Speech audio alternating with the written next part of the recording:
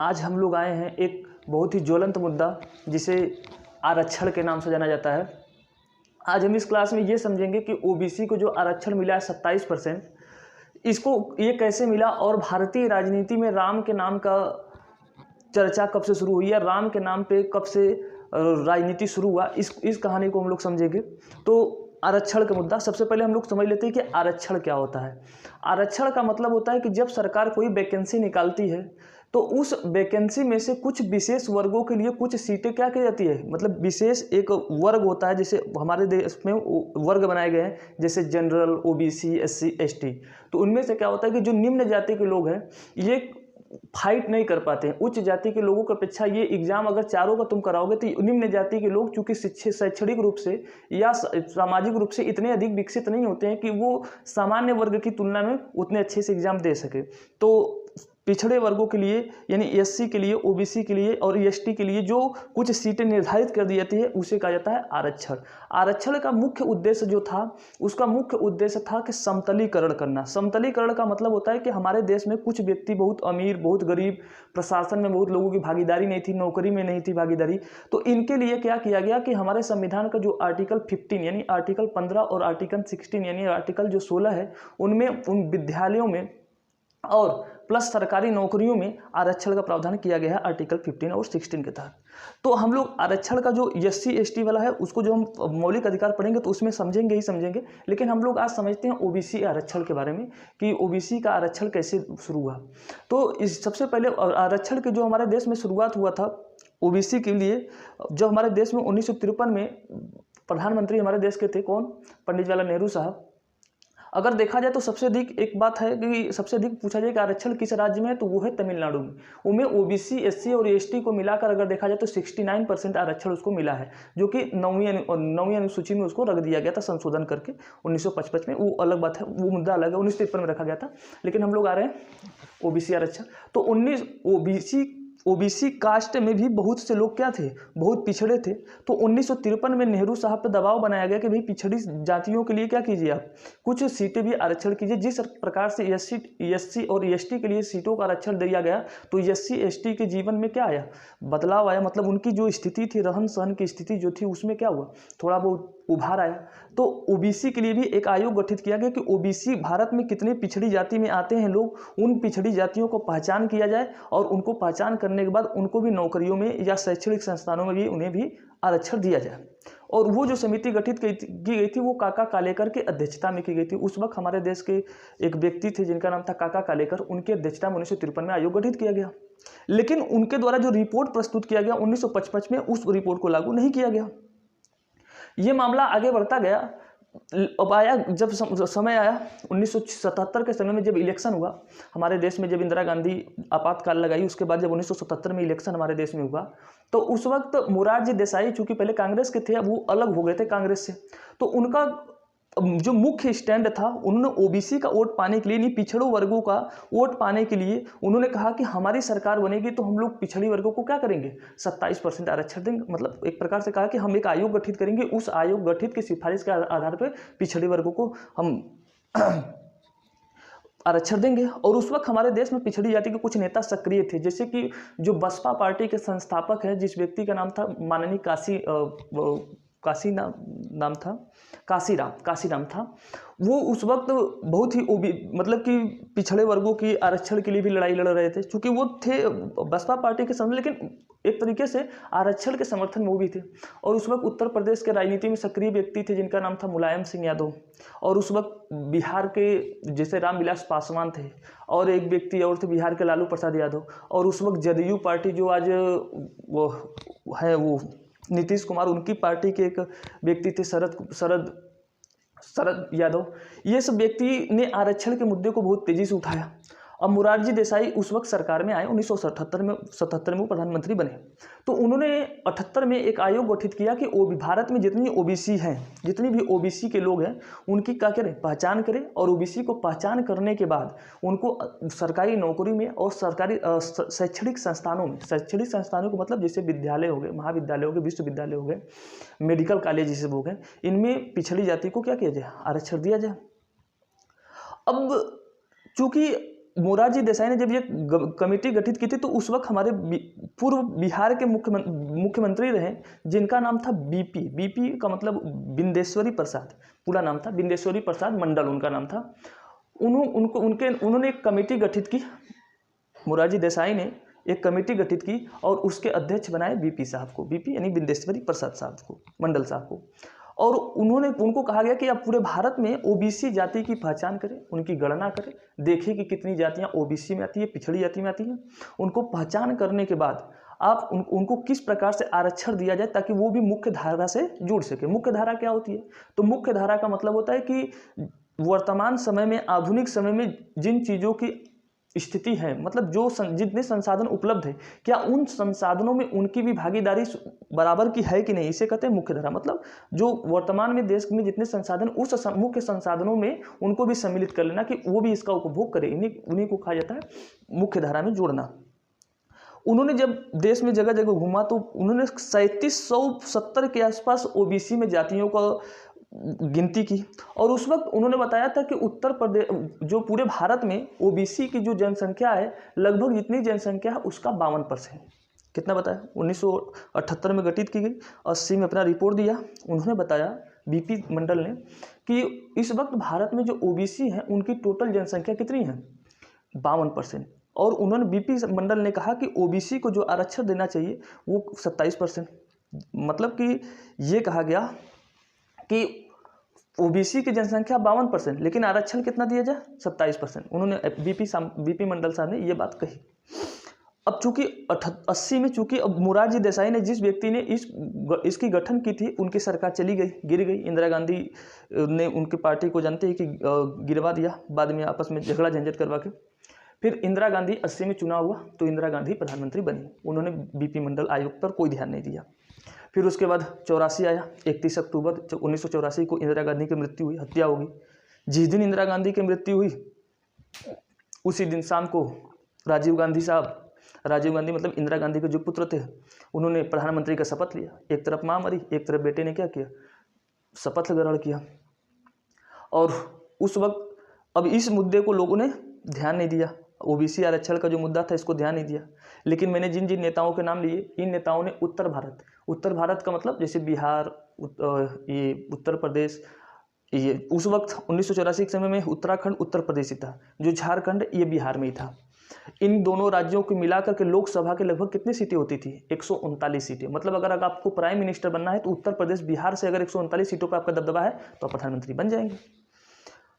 तो अब जब राजीव गांधी प्रधानमंत्री बने तो इन्होंने भी आरक्षण पे ध्यान नहीं दिया। आरक्षण पे ध्यान देने मतलब ओबीसी को 27% आरक्षण देने का मतलब है कि आप सीधे सीधे जनरल कास्ट आपके क्या होंगे? विरोध में खड़े होंगे। मतलब सवर्ण जाति के लोग आपके सीधे डायरेक्ट विरोध में खड़े हो जाएंगे। तो राजीव गांधी साहब ने भी इसके लिए कोई बड़ा कदम नहीं उठाया। अब राजीव गांधी के ही समय में एक प्रधानमंत्री, उनका जो रक्षा मंत्री था, उस व्यक्ति का नाम था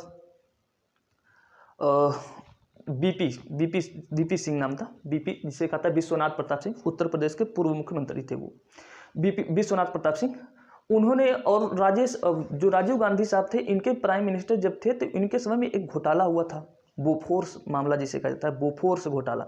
ये स्वीडन से उस वक्त मंगाए गए थे हमारे देश में, वो जो होता है ना, जिसमें से टैंकर वैंकर लेके जाके हमला किया जाता है, क्या बोलते हैं उसको, जो टैंकर वैंकर ले जाके हमला करते हैं। तो उस वक्त हमारे देश में बोफोर्स, जो कि स्वीडन से मंगाए गए थे, इसमें राजीव गांधी पर आरोप लगाया उनके ही रक्षा मंत्री विश्वनाथ प्रताप ने कि आपने हमारे देश में क्या किया है? घोटाला किया है बहुत बड़ा। मतलब एक तरीके से राजीव गांधी अपनी छवि उस वक्त बताया। उन्होंने बताया कि कांग्रेस जो पार्टी है, इसमें अधिक से अधिक लोग कौन से लोग हैं? बेईमान लोग हैं। उनकी पार्टी की स्थिति खराब की कांग्रेस का, राजीव गांधी का। 1989 में इलेक्शन हुआ तो विपक्ष की तरफ से लड़े कौन? विश्वनाथ प्रताप सिंह लड़े। और फिर गठबंधन से जनता दल, ये बीजेपी पार्टी के जो शुरुआती पार्टी थी, जनता दल, और उस वक्त बीजेपी पार्टी भी थी, ये भी चुनाव लड़ी।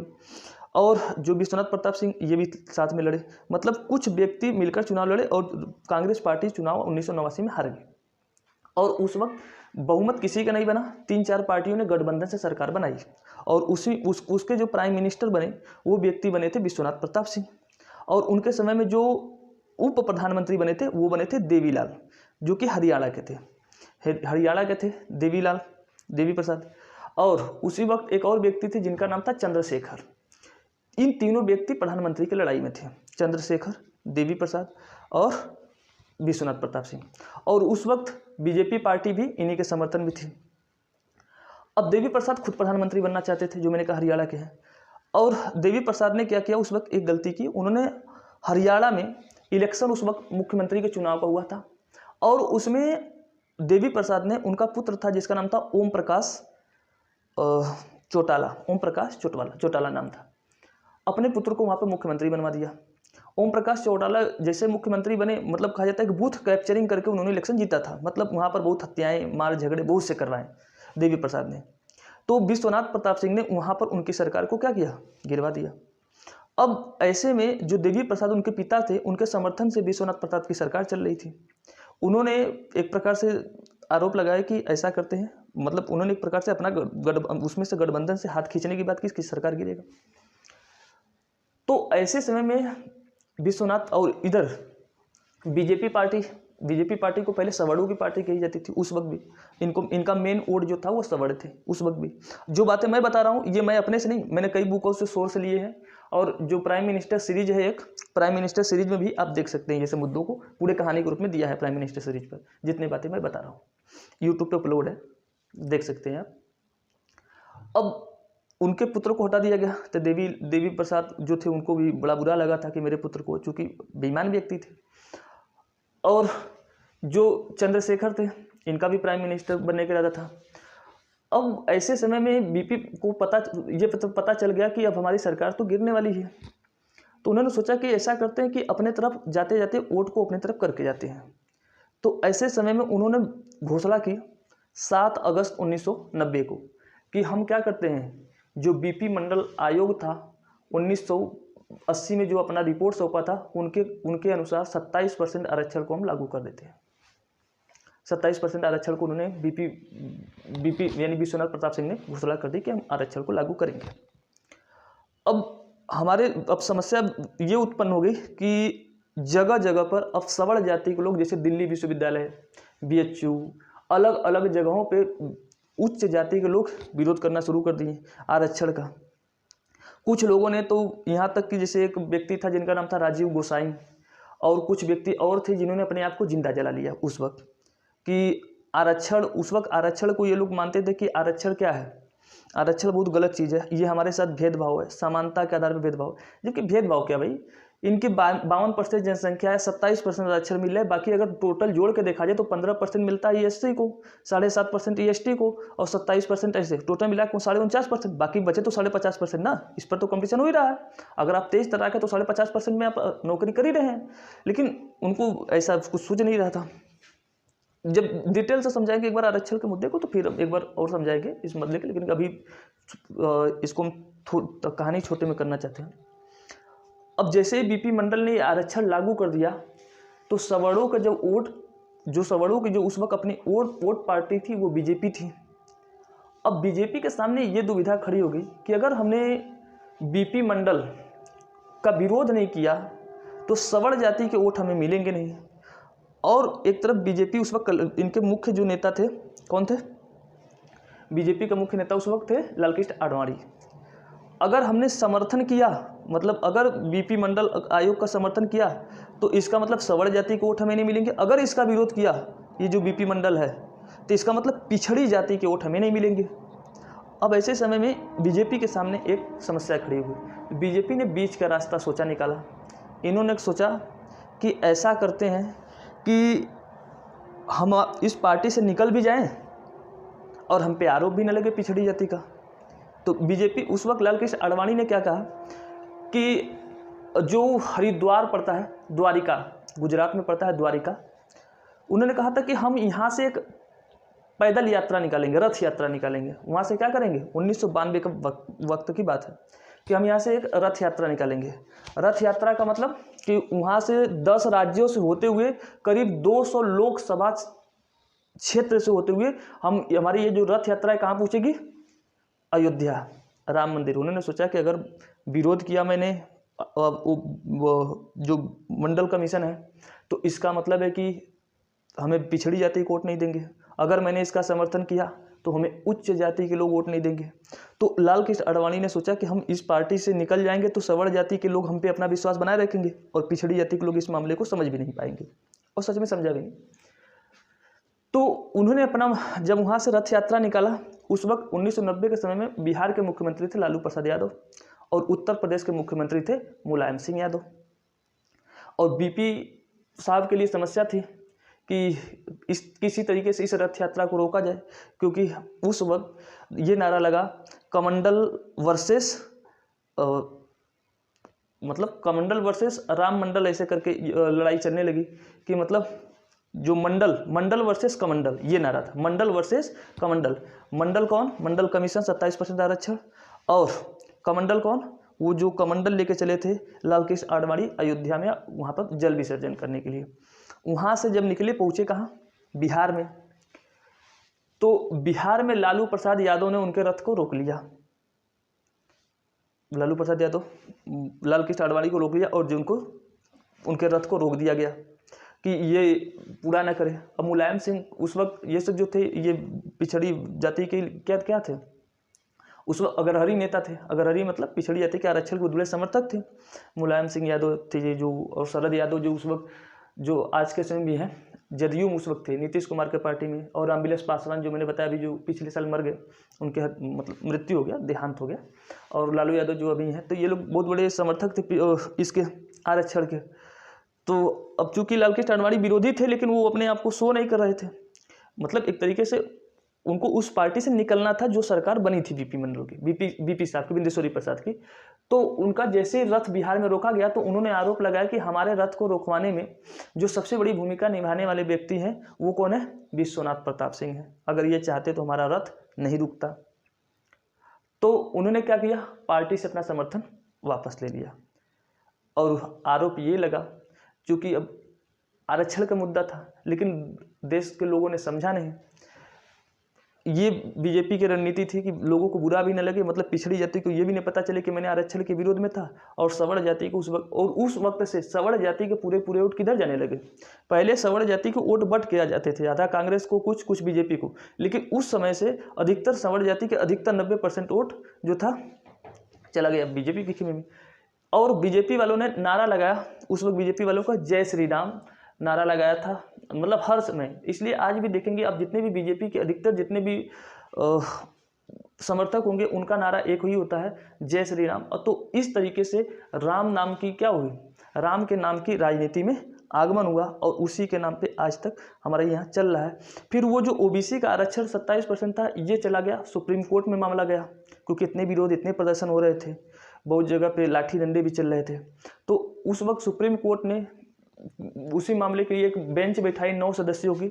1992 में उसने अपना इंदिरा साहनी वाद में अपना सुप्रीम कोर्ट ने 9 जजों की बेंच बैठाई और उसने अपना निर्णय दिया कि आरक्षण जो मिला है जो 49% टोटल मिला के हो रहे हैं 27%, ये लीगल है, इसमें कोई बुराई नहीं है, इसको लागू कर देना चाहिए।